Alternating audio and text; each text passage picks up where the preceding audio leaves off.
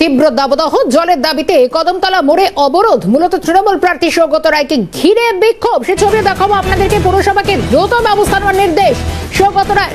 বানিহাটি 34 নম্বর ওয়ার্ডে কদমতলার ঘটনা। তীব্র দাবদাহ এবং তাপমাত্রা পারদ ছুঁয়েছে 43 ডিগ্রির ঘরে এবং তখন তীব্র জলসংকট এবং প্রচার চলাকালীন সৌগত রায় জলের দাবিতে কদমতলা মোড়ে তাকে বিক্ষোভের মুখে পড়তে হলো। যদিও পুরসভাকে গোটা বিষয়টি দেখার কথা বলেছেন। কি বলেছেন সৌগত রায়ের বক্তব্য শোনায়। আমি সকালে প্রচার করে ফিরছিলাম, কদমতলার মোড় খোলা মধ্যমগ্রাম রোডে গাড়ি আটকে গেল, দেখুন পথ অবরোধ হয়েছে।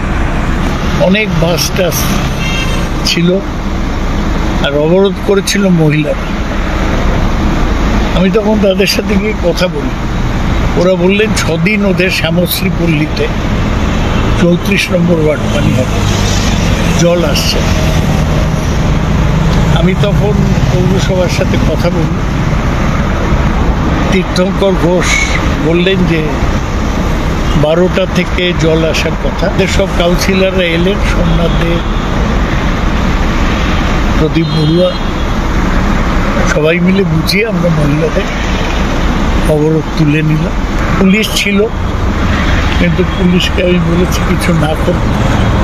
আমাদের রাজত্বে পুলিশ মহিলাদের উপর লাঠি চালায়।